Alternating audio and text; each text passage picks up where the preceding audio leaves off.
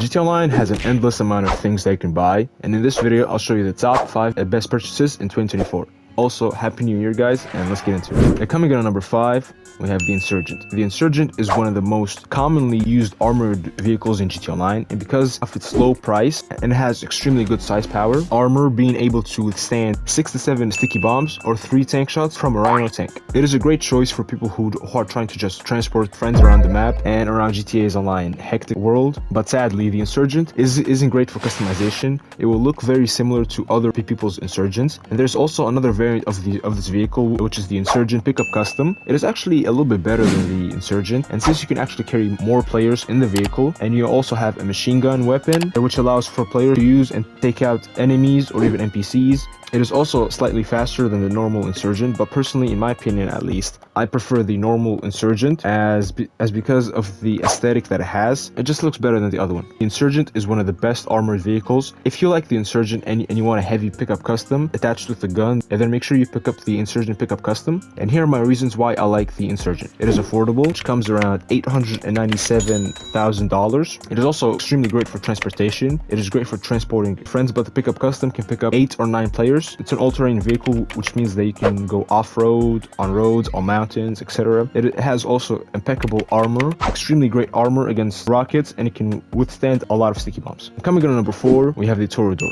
The Toreador is one of the most interesting armored vehicles in the game. It was introduced with the Cayo Perico DLC, and it has some of the coolest features out of any other vehicle. Toreador comes with the dual machine gun, a missile launcher, and a torpedo. You can also change the car to a submarine mode.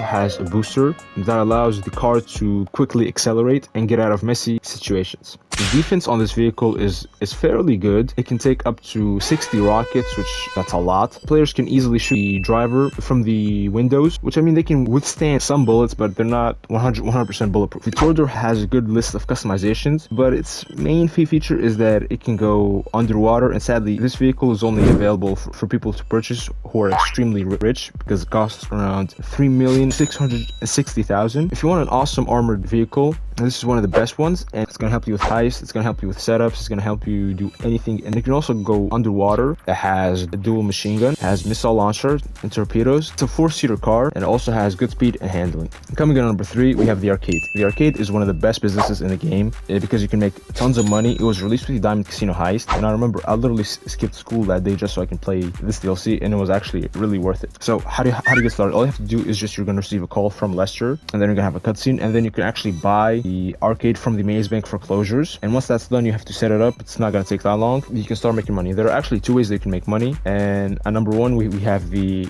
arcade itself, which basically consists of buying arcade games and then placing them in your arcade, and that's going to generate money. And the more arcade games you have placed in your arcade, the more money it's going to make. And the second one is obviously Diamond Casino Heist, and this is an extremely fun heist to do. And all you have to do is just you have to scope out the casino, then find out the targets, and once that's done, you have to choose your approach. There are 3 approaches: silent and sneaky, big con, and aggressive. Silent and sneaky and big con are the best as they give you more time in the vault, therefore giving you more time to actually collect more money rather than the aggressive one. There are also 4 different targets to be exact. We have cash, gold, artwork, and diamonds. And diamonds only appear in some occasions like Christmas or New Year's, and after you complete each setup you can do the finale and earn up to $502 million.